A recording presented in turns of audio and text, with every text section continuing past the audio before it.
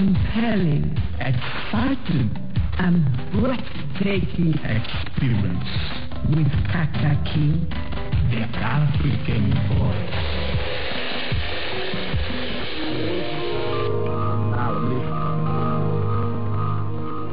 The law is not beyond argument that the effect of a nullification of a thing, not necessarily an election, the effect of thing is to completely wipe out, obliterate, remove, undo, erase, or render it ineffective. All of Nigerians pay the crime that has been represented by the cabal.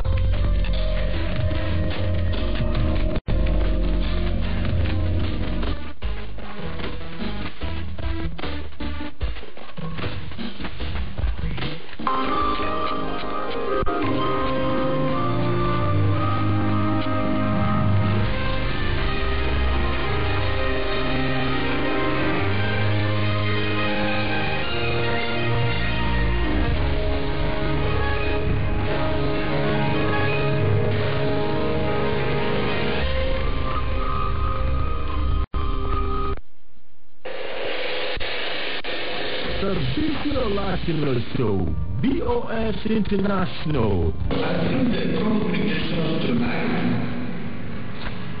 should be a period for celebration of the incoming, the end of the new year, the beginning of the new year. There is a period also for sober reflection. We have signed into law several legislations whose implementation will help us provide the service delivery that you expect of us and raise the standard of life. The Bisi Olakilo Show, BOS International. I'll give you the television.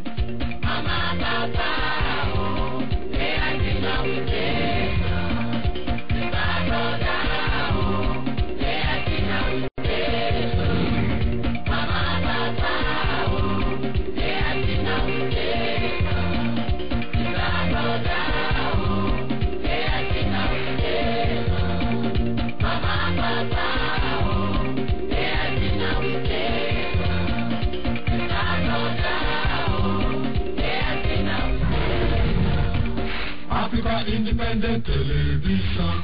AIT. Sharing.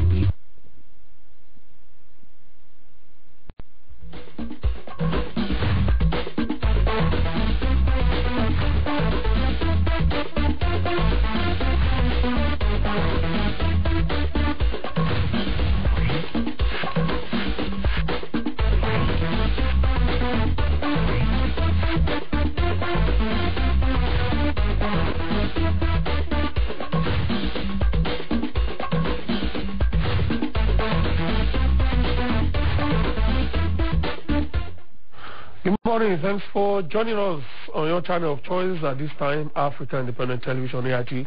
Welcome to Focus Nigeria, your program that puts the searchlight on topical issues in the polity. My name is Benga Aruleva. Glad to know you have joined us as we begin another exciting week.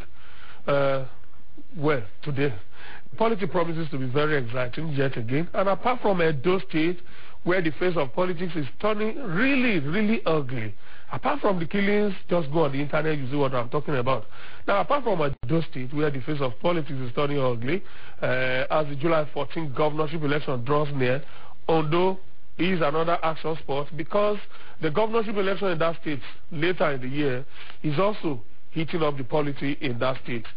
Is one story of decampment or the other every day. Is either PDP members are decamping to the Labour Party or former foot soldiers of the Labour Party are decamping from under the leadership of Iroko and joining the ACM. But the unfolding situation in Ondo State is an interesting one now, and from now on, Ondo State is on our radar. But back to Edo State, where the ACM formally kicked off its campaigns at the weekend, The comrade governor Adams Oshiomhole damned all the odds, including nature, to kickstart the campaigns, signaling what promises to be a mother of all electoral battles in that state. It's all pointing to a two-horse race, Adams Oshiomhole versus retired General Charles Ariavele. I really don't know how to pronounce this name, really. But he is the candidate of the PDP, and even though a coalition of other parties led by the AMPP have decided to create an alternative to these two, I can assure you that this third candidate will struggle for recognition and relevance till the election is come and gone. So, as I said, our attention is on the ACN and the PDP. Despite the murder of one of his trusted allies, right from the labor movement up onto his sojourn in the Edo government house, Comrade Olaito Oyenide, where the ACN rally on Saturday was historic. Even the heavy downpour could not take the shine off it. Meanwhile, the police force headquarters is not taking the assassination of Comrade Olaito Oyenide lying low, as it has dispatched a high-powered team of detectives to take over the investigations. The police has also offered a 10 million naira reward for anybody with useful information that could lead to the arrest of those who murdered Olaito in his Benin home. Well, for those who think that the fuel subsidy probe will yield positive results very soon, in as much as I don't want to dash your hopes, it will be better if you are prepared for a very long drawn battle.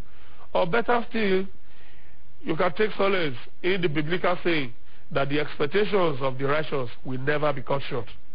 Now, the basis of my pessimism this morning are very many. First is that nobody in the executive arm has spoken forthrightly the way they should on this issue since the House of Representatives report. Every presidential aide that has spoken tongue-in-cheek on the issue. And what they didn't say makes more meaning to us than what they have said. Here, I'm not talking about those paid to talk to us and convince us on issues. I'm talking about those whose allegiance is not just to the president who appointed them, but also have responsibilities to the Constitution and to us, the people, because they are public servants, more or less. Here, I'm talking about the office of the Attorney General, for example. Now, the Attorney General's position is bewildering, to say the least. Mr. Mohammed Adoke insists that all that the House of Representatives has done is more or less nothing, as their report is merely that of a fact-finding mission, and that prosecution can only be based on the efforts of an investigative panel, which have not begun anyway and may never begin. Now, many contradictions here. First, the Attorney General cannot be correct in his assertions here, because any investigative efforts, including that of any security agency, is first of all a fact-finding mission to establish the facts of what happened. The end result is what makes the difference, because in the case of a fact-finding mission, you merely state what you have found out and what should be done. Whereas in the case of an investigative mission, you then proceed from what you have found out to trial, if need be. So the facts established by the House of Representatives are that offenses have been committed, economic crimes of monumental proportions have taken place, consular breaches have occurred, and serious violations of the nation's laws all have been established. Yet the Attorney General wants us to believe that this amounts to nothing. Yet his office, including the agencies under him, are not on record to have initiated anything significantly different from what the House has done. And so, all the talks about forensic evidence is just mere, well, genuflection. Apologies for that. Again, another reason for this pessimism stems from the setting up of a technical committee on the payment of fuel subsidies by the Minister of Finance. That committee has a mandate to authenticate the backlog of outstanding payments of subsidy to marketers in 2011, verify the legitimacy of the backlog of such claims, and review any other pertinent issues that may arise from the exercise. Now, the same issues already covered by the House of Representatives in his report. Now, the technical committee is going through the same process that the House has gone through, invite all stakeholders, call for memorandum, conduct public hearings, all of rather than just key to what the House has done. Now, taking all of this together, all of this give cause, not for share, but cause to despair. And so, I pray this morning, may the expectations of the righteous not be cut short. Enough about the polity. Let's set the tone for our discussions this morning. We are doing a post-mortem of the just concluded South-South Economic Summit. Between April 25 and April 28, world attention was literally fixed on Asaba Delta State, where the second South-South Economic Summit took place. Political leaders of the 6 states, led by their governors, captains of industry, economic planners, strategies, and investors from around the world, joined their Nigerian counterparts at the economic potentials of that zone were in focus. Before now, the 6 states had established the BRACED Commission for the purposes of steering the common efforts of the zone for economic breakthrough. At the end of the 2 days of frank exchanges, during which the political leaders spoke individually on the potentials of their respective states, the summit outlined a number of issues. The demand for the immediate deregulation of the power sector, need to tackle the current security challenges, and a new revenue sharing formula in favor of states and local government top the list of demands. So today on Focus Nigeria, we will be doing a post-mortem of the summit. What were the achievements?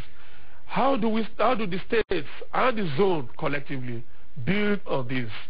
The Director General of the BRACED Commission, His Excellency Ambassador Joe Keshi, is one of our guests, and we will be finding out all of this. And for Delta State particularly, which hosted this summit, what are the gains? Is Delta State ready for the expected explosion in terms of investments?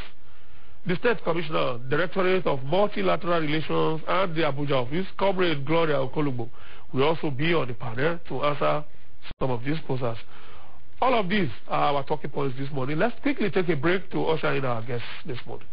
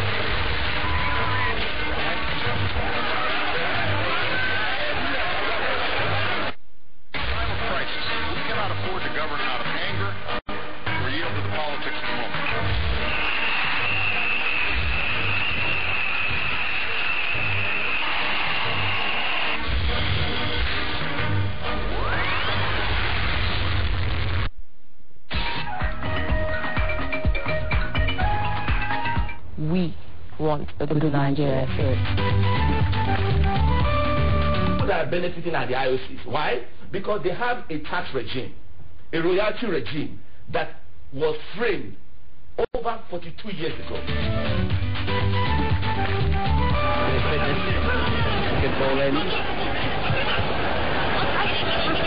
Still with Morocco. Surely. Explore Africa. Encounter Africa. Engage Africa. Enjoy Africa's compelling, exciting, and breathtaking experience with Kakaki, the African voice. What has been failing before was that Nigerians became so docile. They didn't ask questions. They don't show interest on issues that are really burning their fingers and even affecting them on the cancer that is eating the nation. We have a government that is accomplishing so little because it is attempting to do so much. It is absolutely important that the state of our criminal justice system is made an agenda item. If you look at Section 285 of the Constitution, it says you must file your petition within 21 days from the date of the result of the election was announced.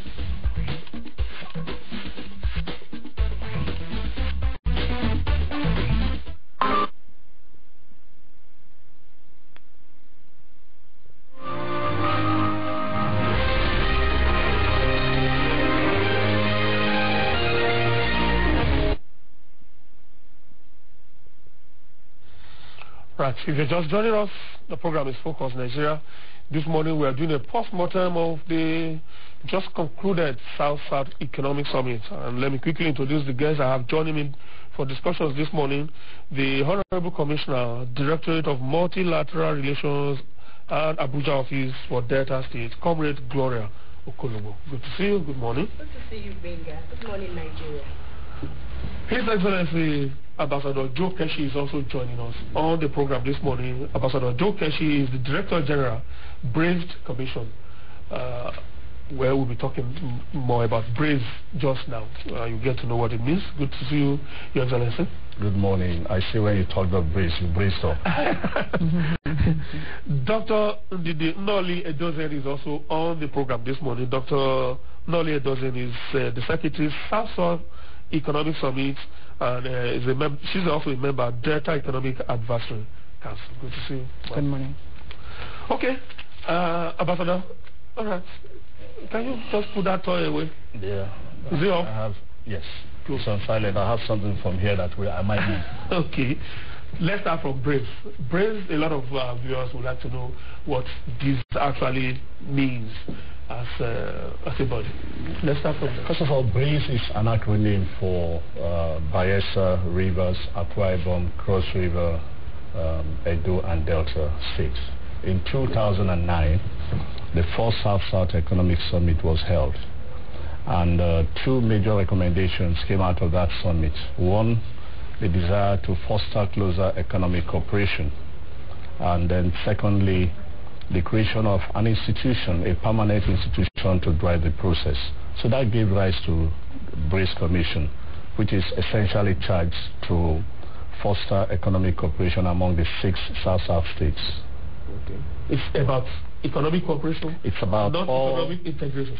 It's all about, well, you see, the ultimate is economic integration. But that's a long process. If you remember when you talk of socialism and communism, communism is the ultimate.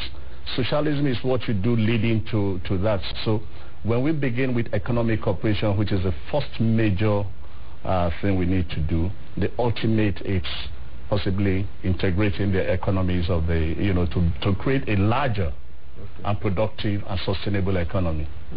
A kind of a seamless geopolitical zone, South-South geopolitical zone. Sure. No boundaries economically, and probably in terms of development as well. Oh, sure. Which is the main focus, actually, economic development. I'll come back to you shortly. We'll look at what could be the obstacles towards that, political rivalry, and all of that. Honorable Commissioner, Delta hosted this economic summit.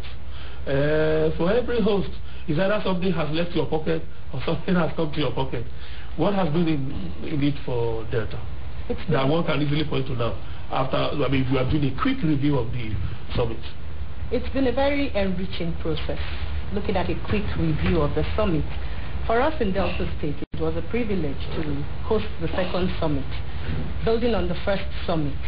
As a state, there are several indicators that the government has put in place to monitor the benefits to the state in the process of cooperation as a direct fallout from this. For instance, I sit in charge of the Directorate for Multilateral Relations, and if you look at the BRACE Commission, it is a direct kind of integration process. It's like the kind of thing that led up to what we have as United Nations, for instance, where you have common problems, common goals that cut across, societies, and you come together to tackle these issues together.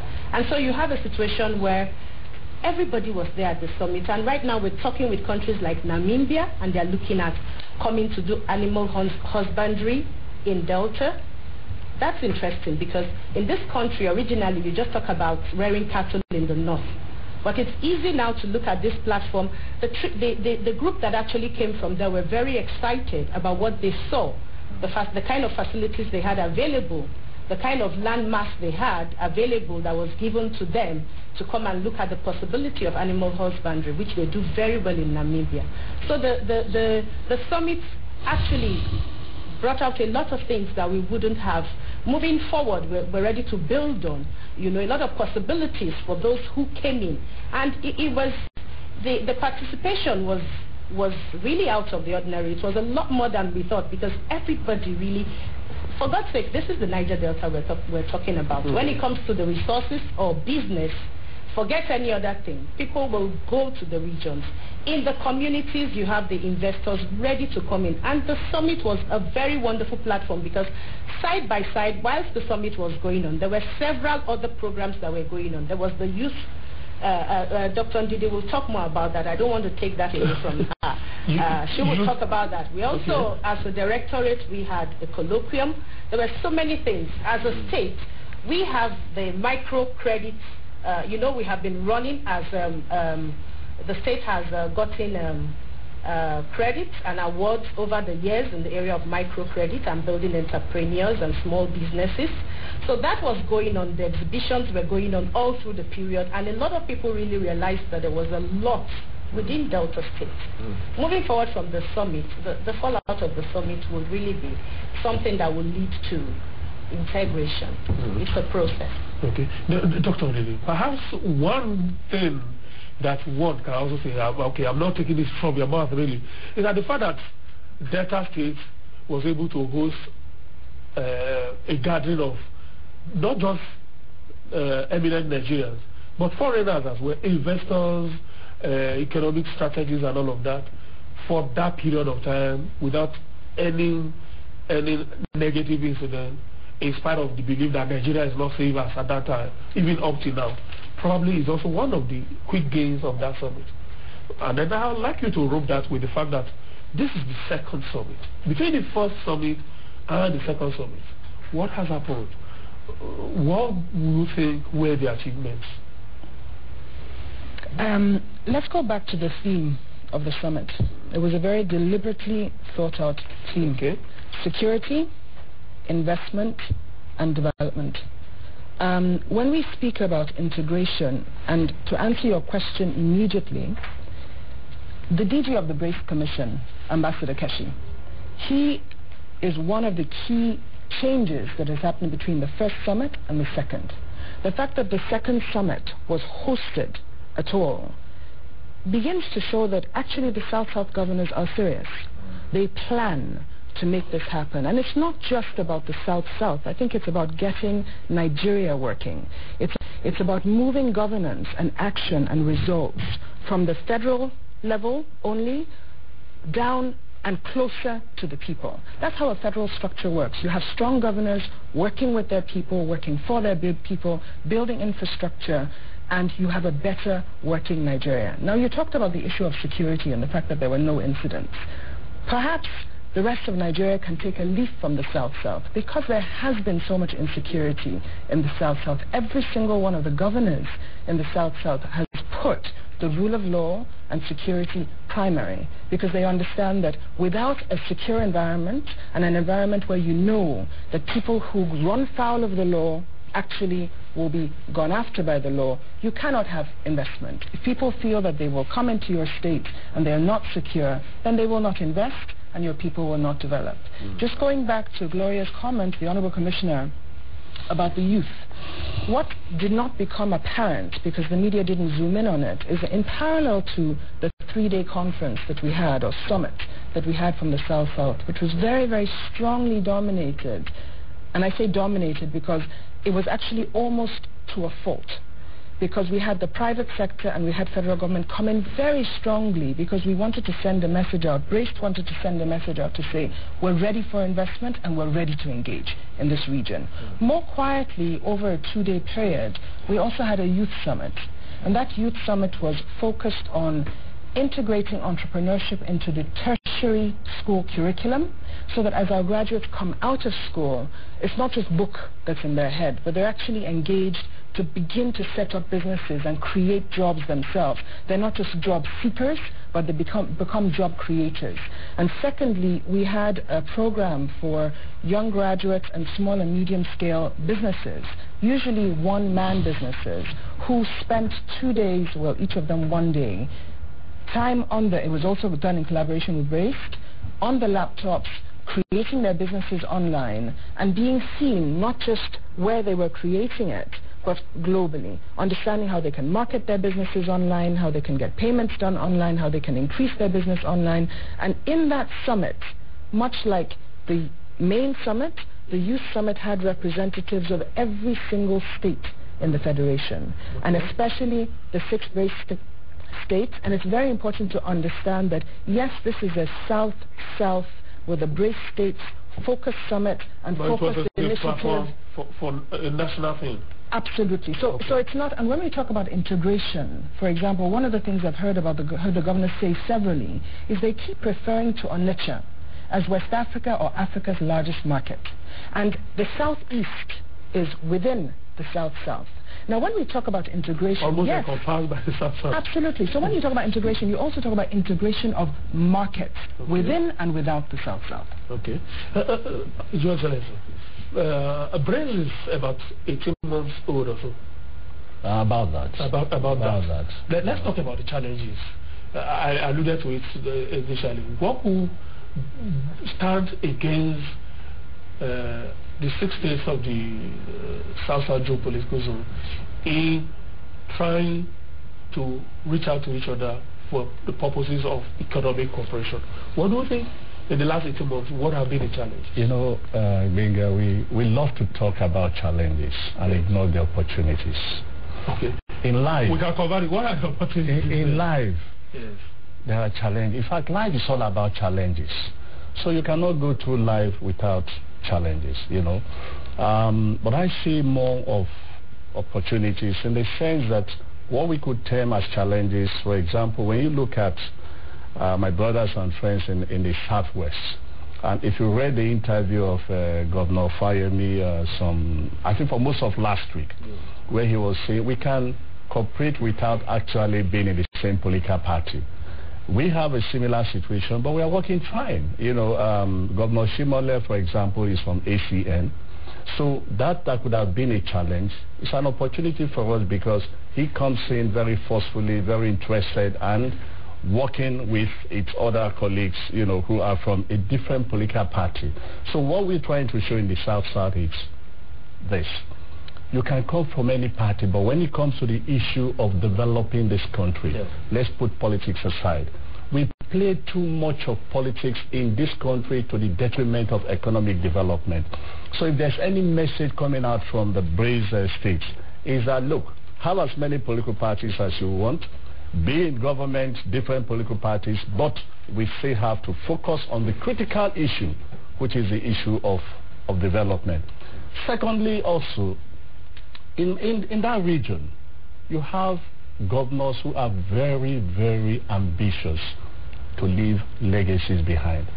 Very ambitious to at least develop and help the people and make sure that they uplift development in the state, they uplift the people, they create prosperity as much as they can within the time frame of 4 years or 8 years as the case may be.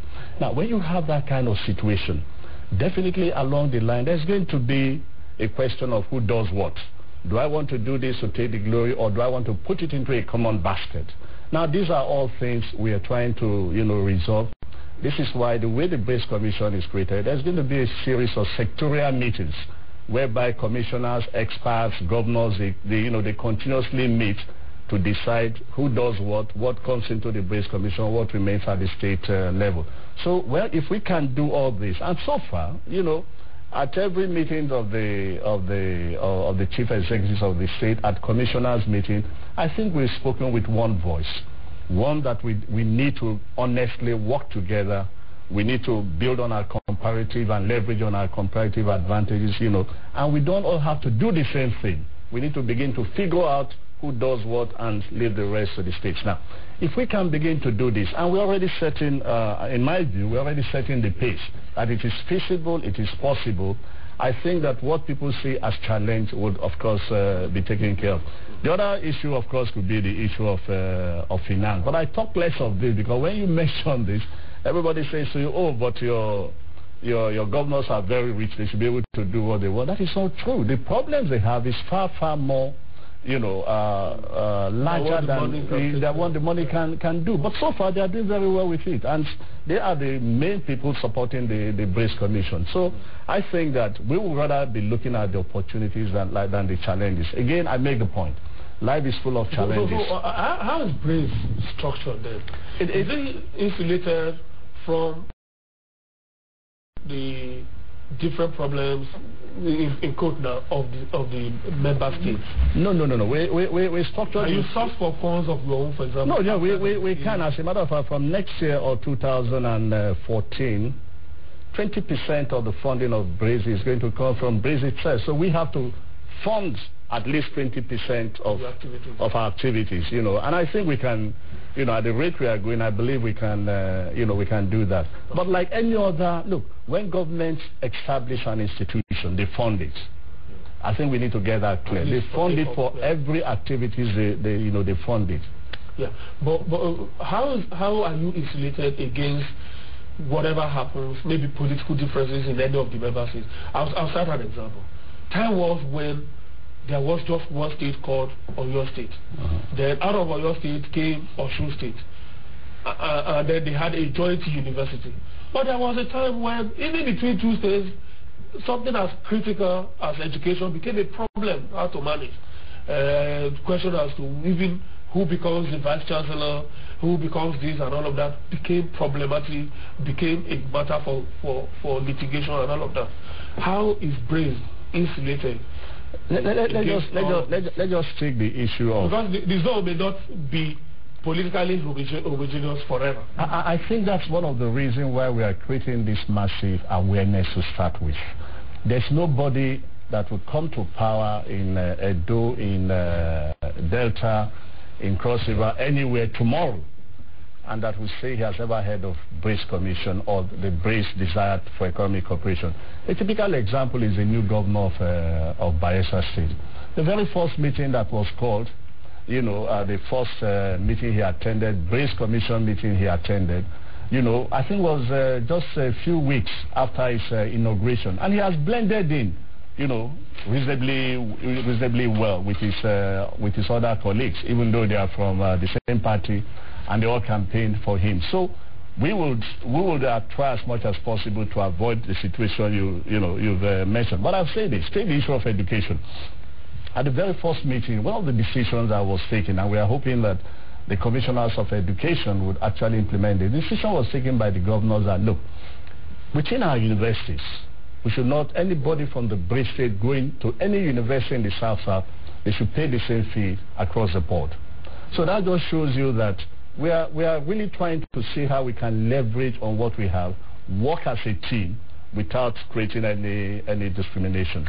There will be, of course, some of these issues, but we also have, we are trying to create a mechanism whereby any issue that comes out that become explosive, we can resolve at that very level. Let me throw in as well for Ambassador Keshi. In putting together the South-South Summit in Asaba, the BRACE Commission worked very, very strongly with the private sector. I'm in the private sector. And a significant amount of the resources, in fact, the bulk of the resources that put together that summit did not come from government.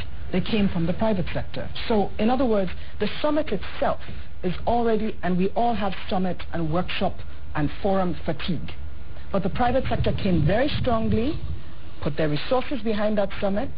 As Gloria said, everybody came. To our great surprise, it was overfull.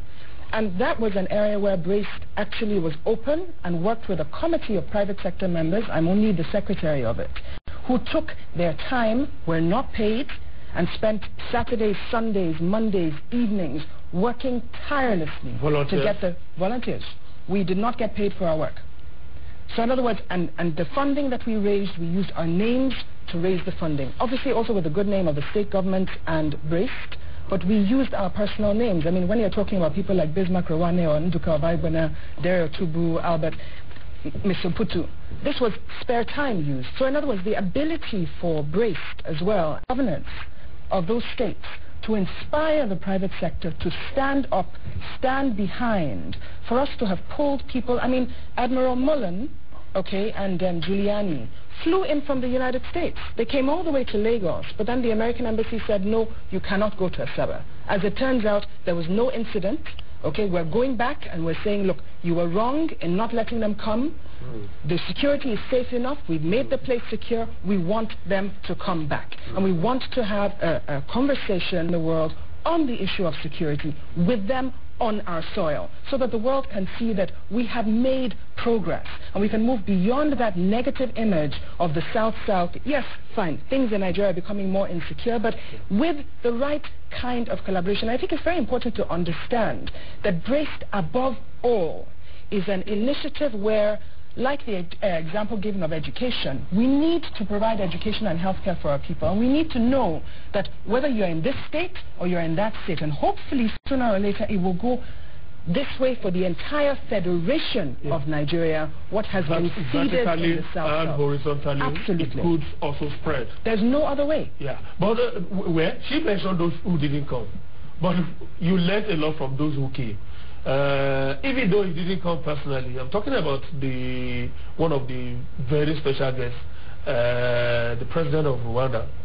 But he sent somebody who also you could draw a lot of lessons from.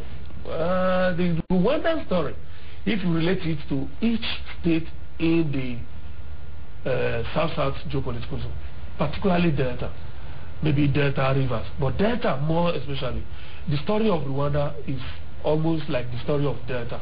What useful tips did you get from, what's his name, Ambassador Gira or something? Joe Gara. Joe Gara, that came from Rwanda. Benga, I must tell you that. Is that okay? No. I think it's this. Okay, is yours? That's the bridge of the... Let's hope it will keep quiet. And, okay, let's just...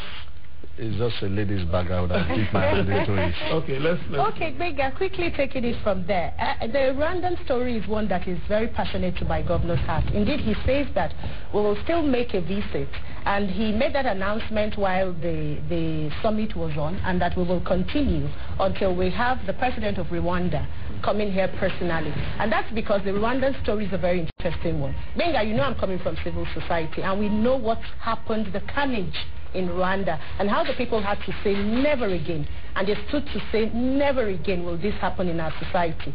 Between what happened in Rwanda and what's going on now, the massive development in that society is enough for us to learn a thing or two about, and my governor has always been pointing to that fact. Of course, there was high representation from him, and I'm sure after the visit to him personally by a team from Braced, which included my governor just before the summit, I'm very sure that the visit will be reciprocated in due course moving forward. Yes. Why are we emphasizing this? We keep talking about the federal arrangement, for instance. It's easy for us to keep talking about the center being too strong, let's have a better federalism, the rhetorics and all that. I think the Braced Commission is a good example in these times for every other region to look at and look at closely. Let's not look at the precedents of other arrangements that have not worked. Let's look at the fact that the things that bind us together are much more than the things that separate us. Let's look at the fact that in arrangements like this, we begin to put in place structures that matter, that stand the test of time. Government is a continuum. And if you look at, in fact, I had goose pimples when I saw the governors of all the 6 states sitting patiently and fielding questions. And these are dynamic people in a generation that I think that we should appreciate. We're not playing to the gallery. We're being very realistic. I graduated at a time when the government said to me that there was an embargo on employment. And there was a drain. So many talented people had gone out of this country. My governor has been sourcing people back into this country. We have people, professionals from everywhere around the world. As I speak, I'm a comrade in government. We're like 6 comrades in the Odua government. There are several professionals walking around, crisscrossing Delta State, monitoring projects. We have special infrastructural development going on in Delta State. It's a massive development going on there right now. We say we are in a new dawn. Aside from that, the arrangement that we have under the Braced Commission is something unique. It's something that we can sit back and people can begin to strategize and say, look, we're still talking about old railway systems, revamping old railway systems. So we can begin to talk about, when we're talking about regional arrangements, we can begin to talk with investors that can see us having tube stations. I can see us moving up the next level. And that's what you have with the kind of governors that we have now. And I believe that Government, there's an incremental policy in place with every of the governments right now, because you're talking about people who are informed, who are ready, and there's a political will in place. And with that, I think that looking forward with sustainable development, you know that we're going on to the age of sustainable development. As we approach 2015, the world is already sitting down to map out strategies for sustainable development as the next set of goals. Under the BRACE Commission, we already have all that structure being put in place gradually. And if you want to make it more practical. Okay, we have a first guest who is joining us from our Port Harcourt studio. Chuks Ofulwe. Okay, he's one of your aides there. He's head of economic and governance, BRACE Commission. Okay, Mr. Ofulwe, good morning. Good to see you too. Sorry for getting late to our Port Harcourt studio, but you are there. Yeah. Okay, let's advance the arguments further. Really, I'd like to find out from you, how do we make BRACE Commission, for example, now a kind of peer review mechanism to ensure that there's a healthy rivalry among the states that make up BRACE Commission, such that when the competition is healthy, is also to the development of the zone?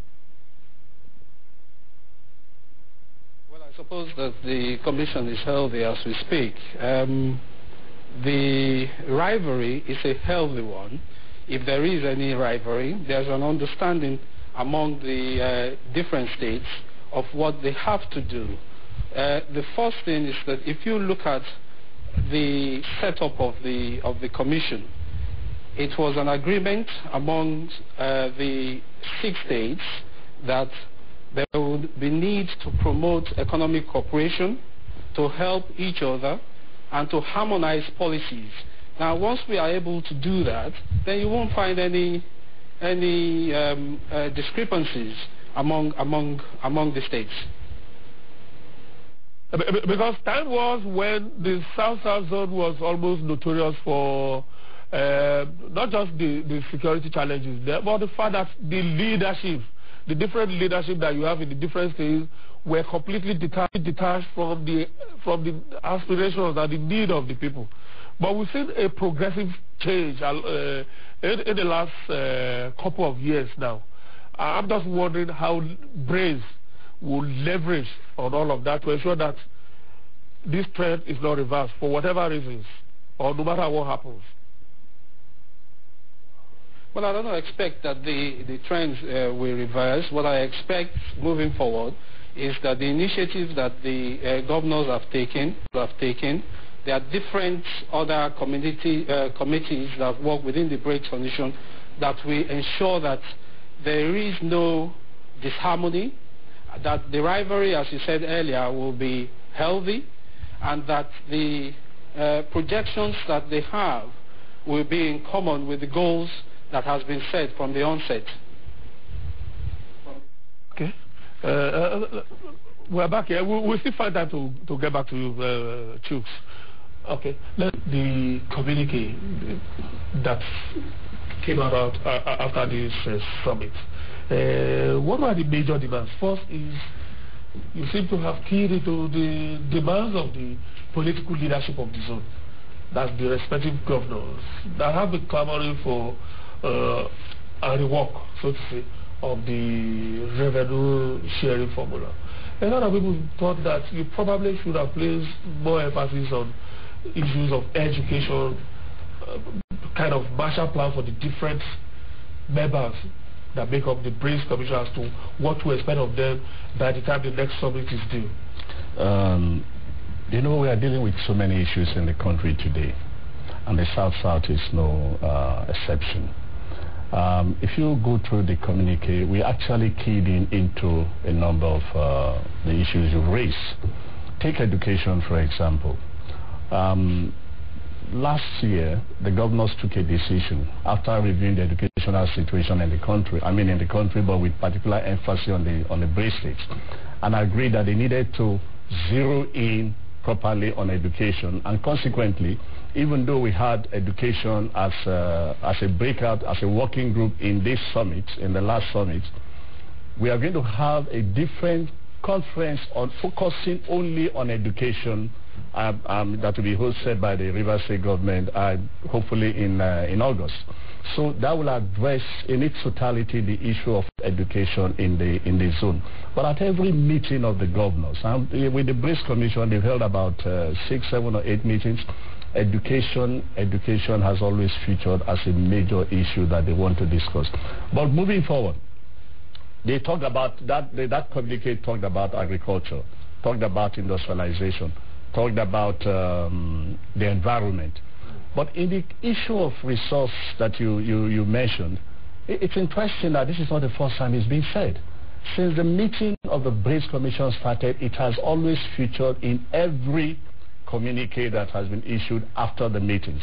I think what we just did was to re-emphasize it, and because a larger audience also in various working groups came up with the same agreement that, look, we needed to demand for more resources for the development of, again, we have to read that communique very well, the states, which includes the BRICS states.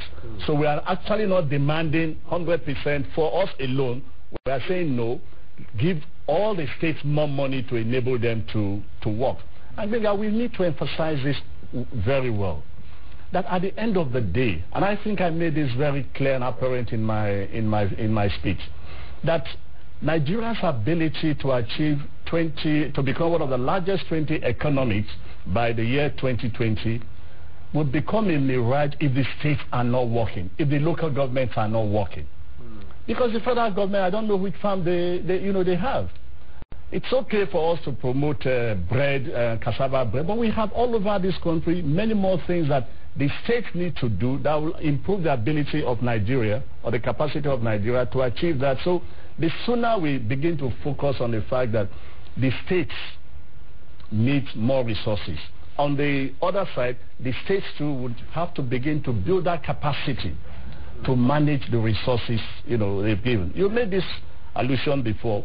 Look, when we decided at the BRICS Commission to go to invite the president of Rwanda, just like you said, it was because we were hoping that not just the South-South region, but that leaders in this country will listen to that. How did a country that was in war? Look, not just in war. I have seen a country in war where I lived for 7 years, like Sierra Leone, Liberia. But this is not just brother against brother. This is even family, husband killing wives and children killing their parents. So when you have that kind of situation, and you find that a gentleman and his team could unify the country and begin to build an economy that today they are regarded as one of, it just shows you that leadership can make the whole difference in the world. And we wanted to promote that look, if you can look at the story of this country, you can do whatever you like if you have a very clear vision, an aspiration of where you want to take your state to. And I'll say it because you said it, and I like that word you used, progressively. The leadership issue is improving day by day in the South states. And I'm hopeful that, look, there's no governor in this that will come in future in the South that's just going to sit down. It's impossible, because they are going to inherit some legacies, and they're just going to say to them, look, I need to do better. So when we all begin to add these building blocks, that's why people like myself, I often say to people, one of the greatest mistakes we made in our constitution was I voted for 4 years. We are a developing nation, and you cannot even plant corn and hope to reap it the next day. So we need more time. But the political situation now is that it's almost a taboo. Once you say, look, 4 years is not feasible, you are promoting tenure. You know what's also critical is on that. The question really, I don't want you to lose sight of it, is that the communique is long on rhetoric and very short on actual deliverables with timelines. That between now and when the next summit is due, we hope to have achieved this, to have put the machinery in place for this. We hope to have begun the process of actualizing this. Before she contributes, can I just say something? Let me tell you something about communique. Communique is significant for what it does not contain. Okay? So now I get that. Yes. Again, I repeat, communique is significant for what it doesn't say. All right. Now, it's a general kind of thing that this is what we are going to do. It is after the summit that various people will now take a look at the communique and begin to put in the building blocks, so that by the time we report, if you look at again, the report I gave from the last summit to this summit, we've done a few good things, I believe, and what we need to do is to build upon those things. Already by next week, I think we're going to have the education commissioners and the environment commissioners meeting to begin to look at what concerns them. So every sector would take that communique and begin to put in the, But I like your point, namely that, listen, we have enough talk shops. And that's where I think, first of all, I was looking at the screen, and I see that you're saying a post-mortem. You do a post-mortem when something is dead. Okay. Okay. Now, I am saying, a review. We are doing a review. My argument is that, first of all, the purpose of the summit is actually to come to a common consensus as to focal points. Okay? Subsequent to which, you follow through with KPIs and deliverables. Right? So the focal points, let's just take 3, as Ambassador Keshi said: infrastructure, education, agriculture. And you will find that in every state government, infrastructure, agriculture, education are 3 key areas they're focusing on. Now, why do this at a regional level? Because you want to be able to build a road that goes all the way from Edo to Yenagoa or down to Calabar. Because if there's a comparative advantage in Calabar that you want to get to the Onitsha market or to Benin, then you need the transportation facility to move it. You will find that across the states, state government airports are being developed. Delta State has built an international airport, is building another one in Warri for oil and gas. Bayelsa is in the process of developing its airport. It's across all the states. Once you have the airports, and not just airports for passengers, airports for cargo. So when Delta State says, I'm building an airport for cargo, it says, I'm looking at the Onitsha market and the fact that they need to move things out. When they're building roads, they're not just building roads to villages, they're building economic roads that can move goods from rural areas towards the markets, that can link big cities where things need to move. Thirdly, we're developing ports because we know that we need to move things out. We cannot talk about an export-led economy if we don't have the ports to move things out cost-effectively. Fourth, a very critical and key matter, which I'm glad Gloria raised, the Youth Summit. The greatest national security threat in our nation today is the teeming youth population that remains unemployed. Unless we get into their heads and into their minds the idea of going out there and creating jobs for themselves, using the web, using ICT on the one hand, and unless on the other hand we create and stimulate industry through building the infrastructure for it, then we're not going to create those jobs. And lastly, and I think this is the point that people consistently forget, there was a deliberate strategy to get the private sector to finance this summit, because it means that they've made an investment. It's a seed that they've planted. They like to see it grow. As a result of the fact that they financed it, if you notice, Axis Bank cancelled an entire board meeting / AGM in order to be present as an entire board at the summit. Jim Ovia came himself, his MD came on day 1 and came on day 2. MD of Zenith Bank. Those are just 2 examples of 2 of the sponsors who helped to support the summit. So what they're saying and what we realized, you talked about challenges, for example. In Delta State, we didn't have enough hotels. Bayelsa wants to host a forum. They don't have enough 5-star hotels. Rivers, on the other hand, has a Meridian, has a Novotel, etc. So in other words, now we realize when you come on ground and you sleep in a crappy hotel, which is not up to standard as a CEO, you think to yourself, oh, actually, there is possibility to put infrastructure and hotels here. Once you build industry and you start building mass housing, or you improve your education and you have to accommodate your staff on ground, suddenly there's more of a need for a different kind of housing. So in other words, it's a spiraling factor. And I go back to the point of, braced, don't see it as a connecting point. It's one point that everybody has decided to rally around, and they've chosen somebody like Ambassador Keshi as the central point, because he will keep reminding them of the fact that there is a common agenda, and to link that common agenda, I keep saying so, to Nigeria's national development. It's not an isolationary policy, it's an open policy, but you must start at the bottom. Development starts from the bottom up, not from the top down. Okay. Unfortunately, I'm told that our time is fast spent. Ambassador, I'll just give you, let's just be brief now. I'll touch the two of you. I'll probably see if I can still give Chooks just 10 seconds. So, how will you spend your last 10 seconds now on this program, Mami? Well, just to say that the whole idea of regional cooperation among contiguous states, I think it's an idea that the time has come, and if we at the BRACE Commission, working in conjunction or in concert with the 6 state governors, can make it work, I think the rest of the country can begin to see, it as an example that it is possible for states that live very closely together, and that we are once upon a time part of one zone, one large region, that they can actually come together and begin to, do something for themselves, because there's a tremendous amount of advantage.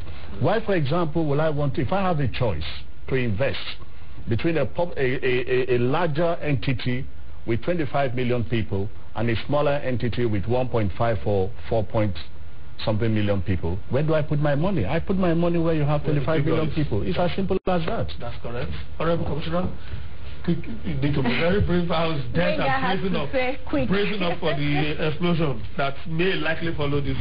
Oh yes, let me just quickly talk on the hotel thing. With the arrangement in Asaba, the erudite scholar Professor Wole Soyinka alluded to the fact that Asaba, there's a different face in Asaba. There's a lot going on quite alright. But when you talk about the hotel, for instance, as one of the areas of investment, we have very small, nice, beautiful, homely hotels in Asaba that serviced the guests as they came.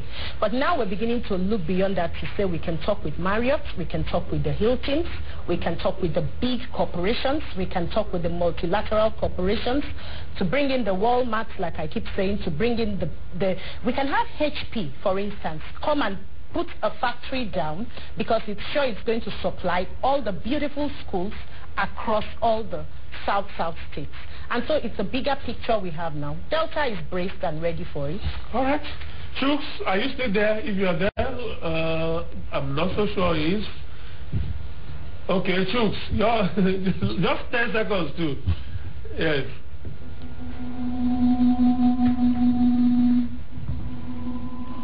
Oh man. Actually articulated very well. I think, but to add to what she has said, I think that the issues in the BRACE Commission in the South and among the states of the South is why we have the BRACE Commission. I think that the issues will be well articulated in the BRACE Commission, and I think that all the things that the governors and the people of the region expect will be delivered through the BRACE Commission and with the support of the governors. Chooks, I appreciate your time. Also, I know what the traffic is like in Port Harcourt. Thank you for all the same for making it to us today. Thank you so very much, ladies and gentlemen. Let me just do the quick introduction all over again. I've been joined in the studio for the past 55 minutes or so by the Honorable Commissioner, Directorate of Multilateral Relations and the Abuja Liaison Office of Delta State, by Comrade Gloria Okolugo. Thank you so very much.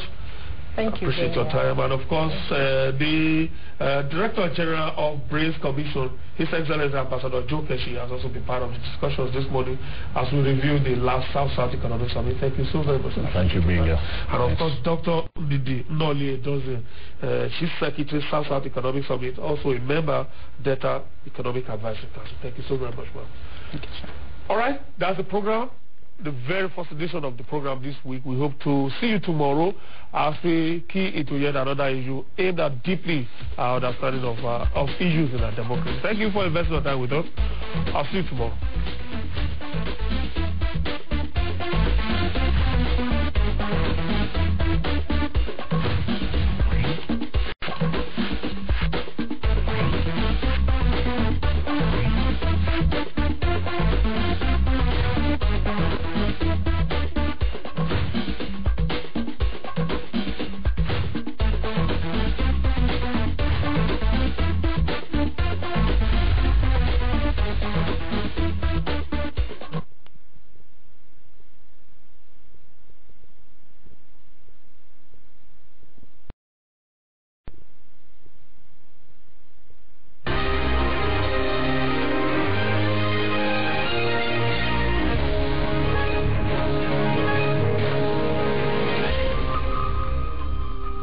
IT, sharing the African experience. Of course she is. I wanted to avoid it, but I thought of running away. You thought of running? What are you doing here? David! You want your game man to stop me from entering your house? I want to let you know that I will win the competition.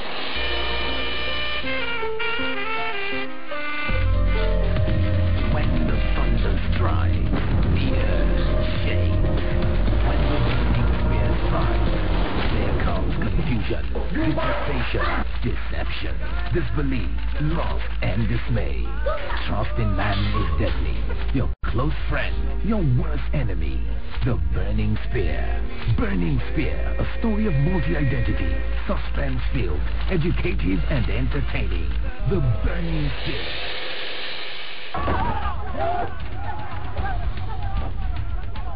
Come on, let's go.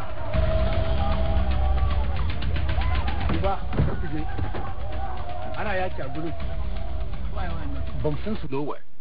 It's just a bunch of prejudices about the different communities, but nothing substantial about the cause of the conflict. It is becoming a space there.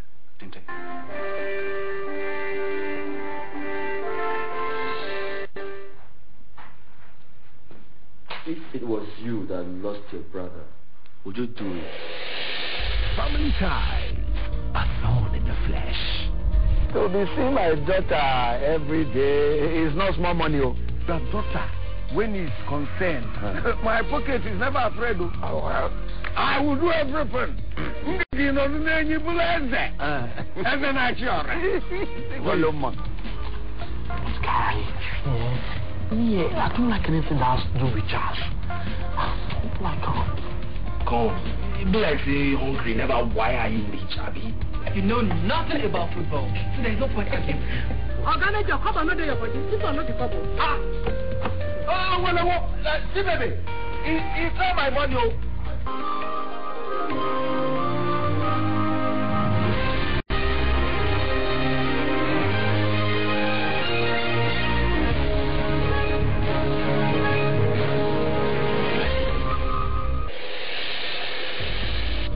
Between three nurses and a doctor, find out what matters in Clinic Matters.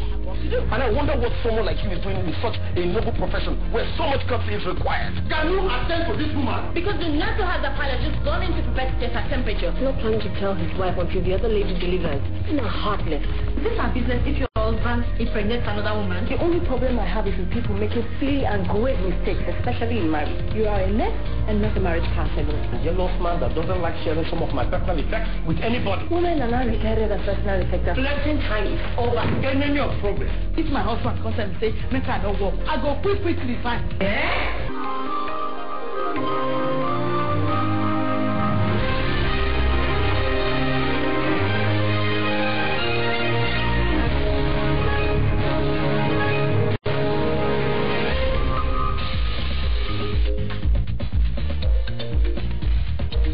Budgeting. Questions such as, do we need an NMP in the first place, must be asked. My view, we don't. He is the field officer. He has the responsibility to ensure all operations regarding arrest and all that is conducted in the usual manner. Engaging emerging topical issues in the polity. The mere fact that we pay for 24 million liters of petrol on a daily basis, which is not, is shocking. And I think by now people should be resigning their appointment. It's supposed to be a business, but it has become another arm of government, and it's also suffering from the malaise that have bedeviled government in Nigeria.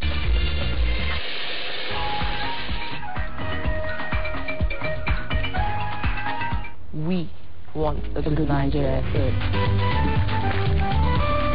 People that are benefiting are the IOCs. Why? Because they have a tax regime, a royalty regime that was framed over 42 years ago.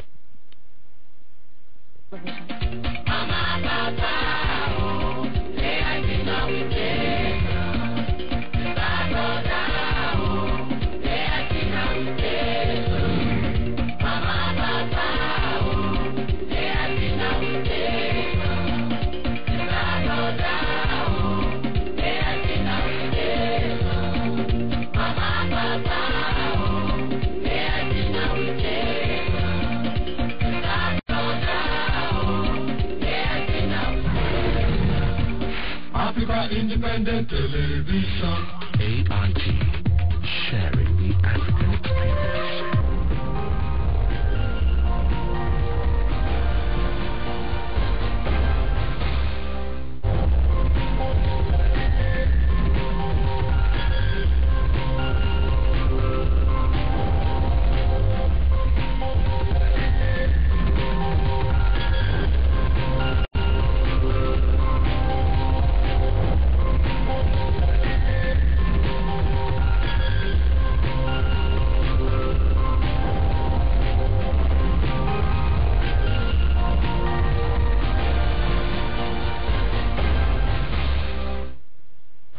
Hello and welcome. This is the Money Show live from Abuja. I am Nancy Lu. Thank you for joining us again today on the program.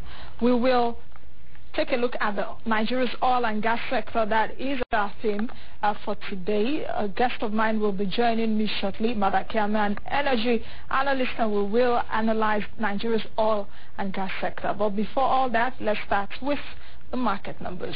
The Nigerian Stock Exchange Broad Index was upside by 2.5% last week. We saw the market, or we've seen the market move to the 22,000 point psychological level.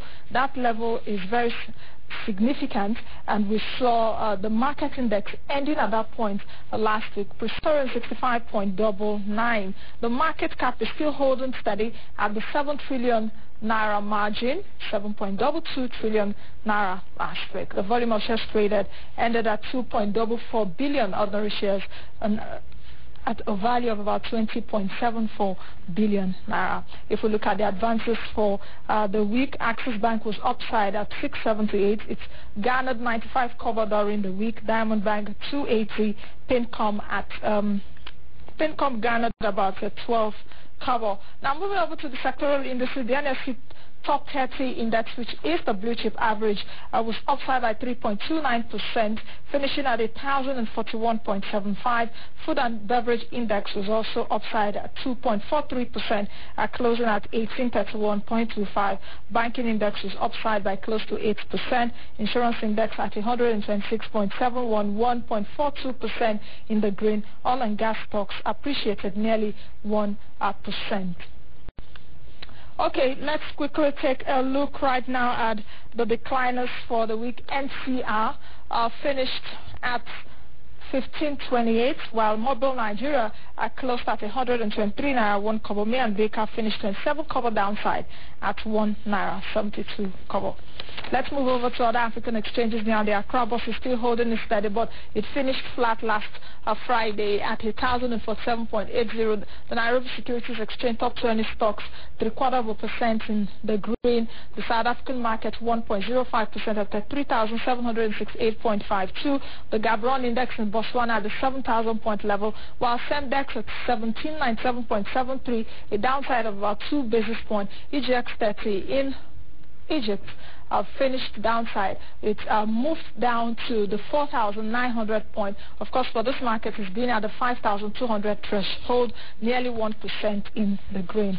Let's take a look at Wall Street, where all indices logged their worst week of 2012. Dow Jones Industrial Average, Nasdaq, as well as S&P 500 were all in the red. Moving over to Europe, where it was quite interesting this week, talking about France, where the incumbent president Nicolas Sarkozy has lost to the socialist candidate François Hollande, and we're seeing that impacting on European shares this Monday. Euro shares hit the 2012 bottom on Greek vote, also as well as what happened in France over the weekend. Let's move over now to Asia, where the Nikkei 225 finished sharply downside at 2.78% at 9,119.14. Hang Seng at the 20,000 point level, 2.5% in the red. The Shanghai Composite of China, marginal downside, or there was no change, flattish at 2,451.95. All in all, Japan as well as Korean stocks hit 3-month low this Monday. Let's take a look at commodities very quickly. Brent crude is dropping at $112 US$45 a barrel. U.S. light sweet is down $3.07 or about 3.14%, or about $97.60, nearly 1% in the negative territory. Gold is also trading softly, $1,638 US$73 an ounce. Bonnie light is doing 119.5, while sugar is trading at 20.81. Cocoa is doing $2,289 US. Coffee is trading close to $175 US. Let's check out Naira rates very quickly. As we start the week, was the Naira exchanging for against the super currency called the greenback or the dollar. In the last few weeks, or I would say about 2.5 months now, the Naira has been steady on sufficient dollar supply. Naira against the dollar is trading at 157 Naira at the parallel market, against the British pound 257. Against the euro, 208. Against the currency used in Saudi Arabia, it's trading at 41.50. And for every 1,000 sefa you want to exchange, you'll be doing that for 316 Naira. International currencies now, the euro and the pound. These currencies are softening against the US dollar, while the dollar against the Canadian dollar, against the Japanese yen, and the Swiss franc are all appreciating this Monday. Okay, moving ahead, Dr. Simon Amado, the chairman of the Nigerian Electricity Regulatory Commission, says that there is no capacity and financial planning in the power sector, and that is why it cannot meet up the huge demand for electricity. He also said that the power sector investment is capital intensive, even though the reward is long term. A typical market economic scenario or theory, once you have the demand, the arguments that the supply will come in, demand more than supply means the price will go up, and the price going up will trigger new investment. But in power sector, the three things happen. One is that the investment is capital intensive. Do you have the money? The investment has a time lag, significant time lag. So if you make it today, you're going to reap the reward not today, not tomorrow, probably the next 1 year, 2, 3 years. And the third reason is the volume of investment you need and the volume of capacity you need to upgrade to be able to meet some of those demands is huge. So why can't we? People want power, yes, but why can't we give them power? Because one, we don't have the capacity, we need to generate the capacity. Two, getting the capacity requires a lot of financing and planning. Three, there are some economic, socio-economic conditions, including proper tariffing, including policy environment that allows for that investment, including a regulatory framework that is certain, which we just had. The regulator for 2 years had no regulator, and we just had a regulator last year. The president did the right thing by appointing a commissioner. So right now, the only investment you are seeing to the sector now, people are coming, GE is coming, American Exim Import Bank is coming, just because they have a regulator. So that's how I can say it, is that the capacity gap is the problem why we can't meet the demand.